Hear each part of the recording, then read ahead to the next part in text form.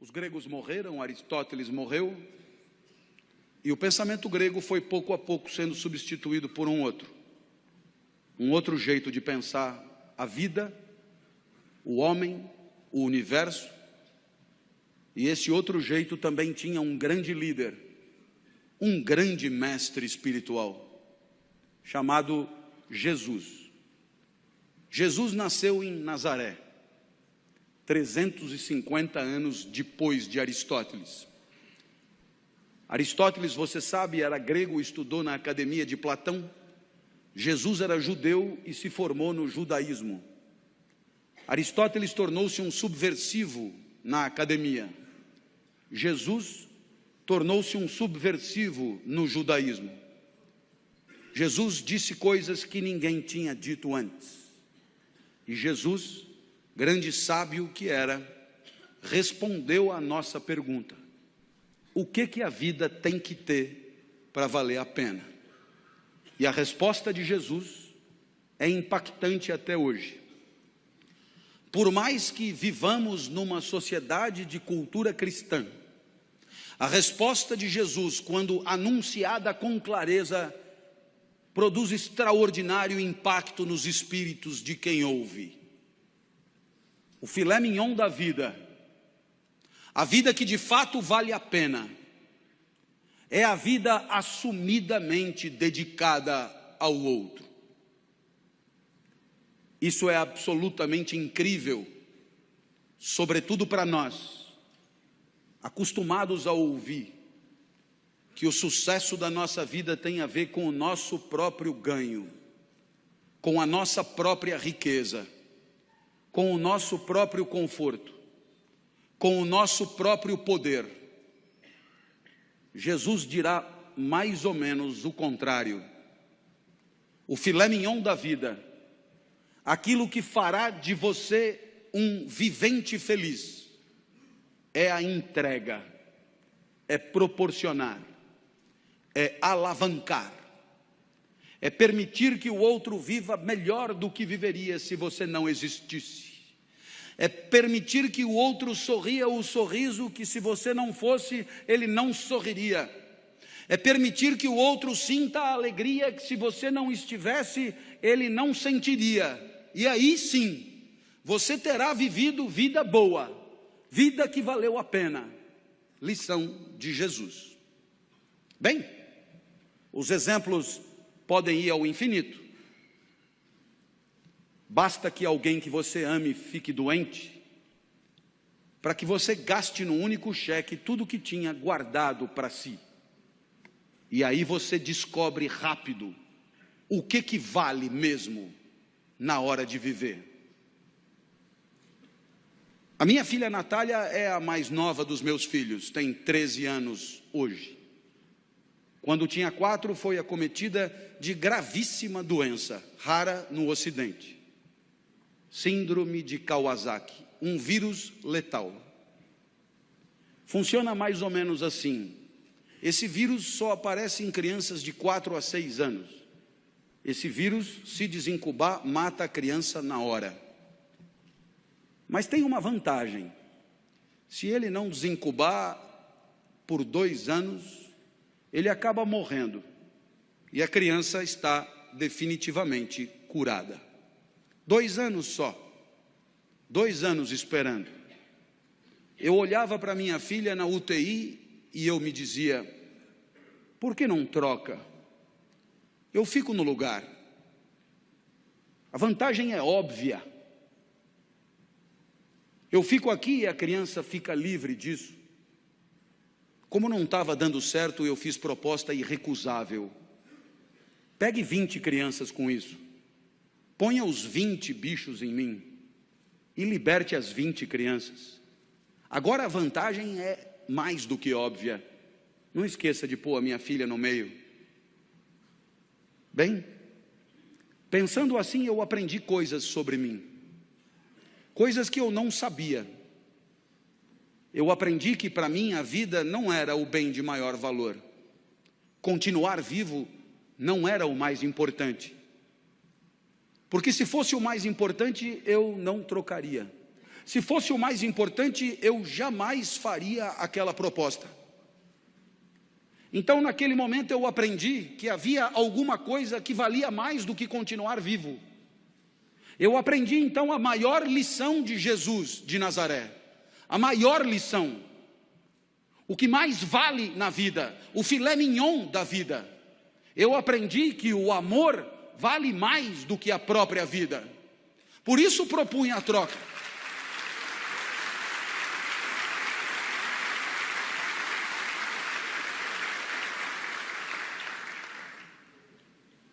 Mas é claro que por onde você andar, você encontrará o mesmo fenômeno.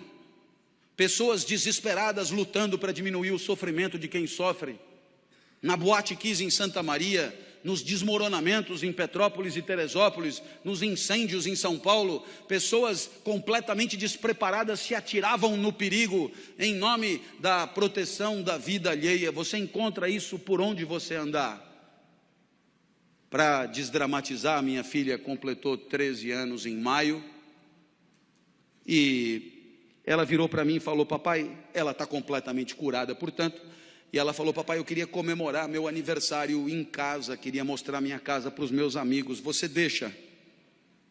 A minha filha sempre pede tudo para mim, porque de mim ela sabe que ela tira tudo que ela quer, depois ela só comunica à mãe. Eu já falei com o papai e ele já deixou. Vieram 39, subiram no mesmo elevador, invadiram o apartamento no mesmo segundo. E quando eu vi aquele enxame de criança entrando em casa, me lembrei de uma poetisa búlgara que dizia mais ou menos assim: criança pequena é como água, ocupa todos os espaços. Eu me tranquei no quarto, mas a poetisa tem razão, todos os espaços. Papai, queremos brincar aí também. Minha filha, para onde você quer que eu vá? Você não gosta tanto da padaria? Vai para a padaria e espera lá, leva o celular que eu te aviso. E aí eu te pergunto, que espécie de idiota passaria 3 horas de sábado numa padaria, esperando que uma criança o autorize a voltar para sua própria casa? Esse idiota somos todos nós, não somos? Que um dia percebemos que o sorriso da criança amada vale qualquer padaria.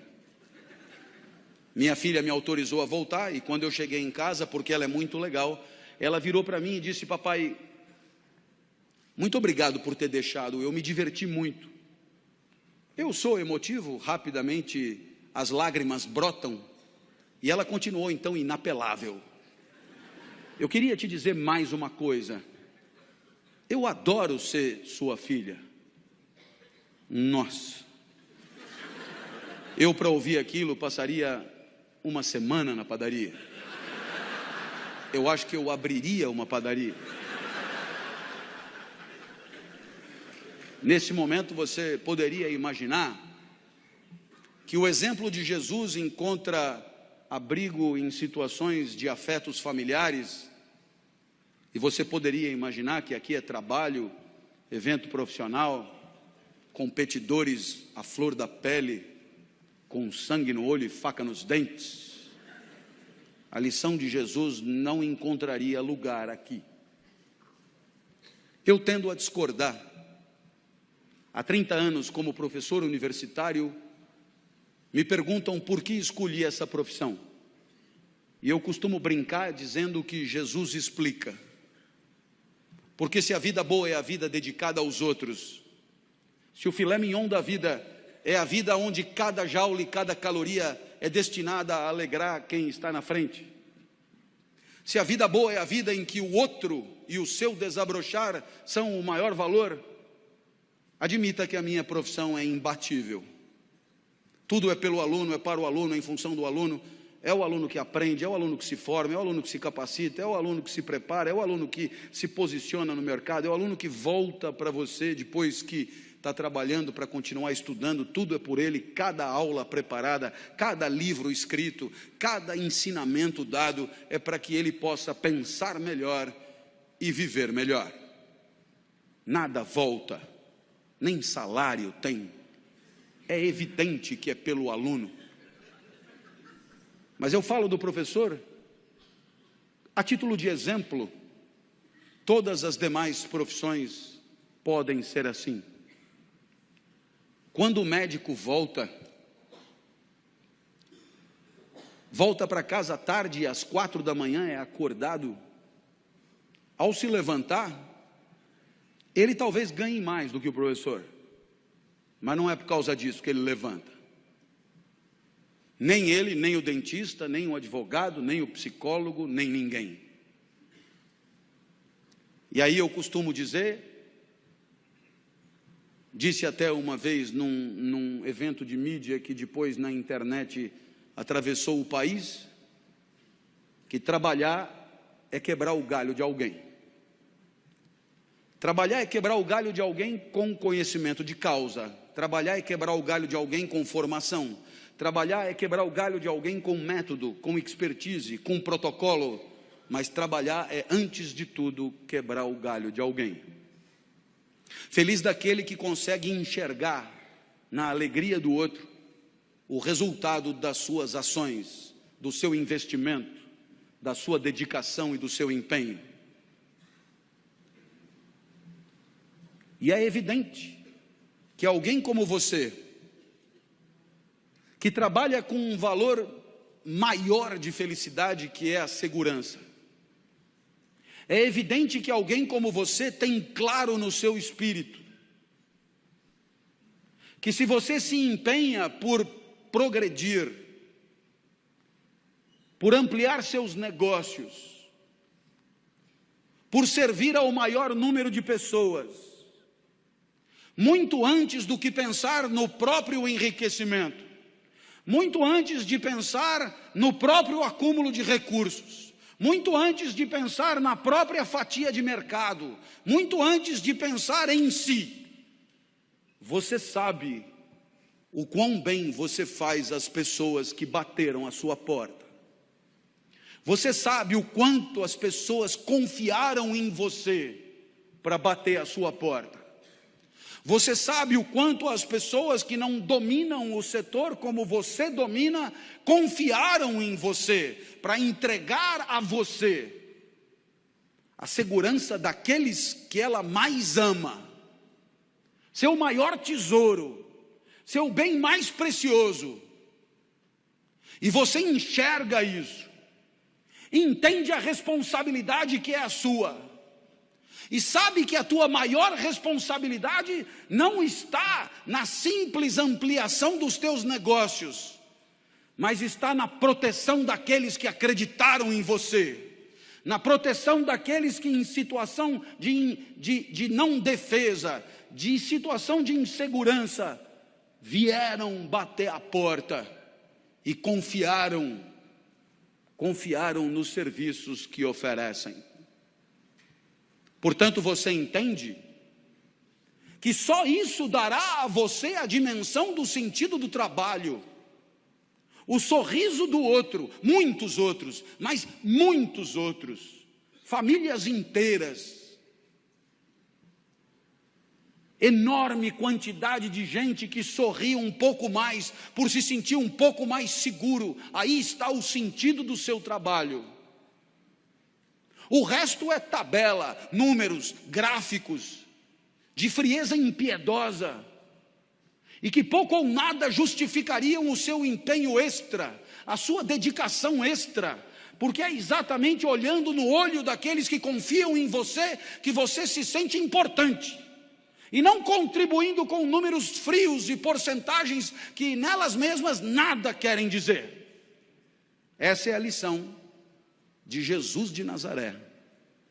Até porque você um dia vai perceber que não precisa jantar 5 vezes na mesma noite. Jante só 4. Vai fazer bem para você. E você terá gente feliz do lado, gente que não ia comer, te fazendo companhia. Uma homenagem a Jesus, segundo o sábio do nosso encontro.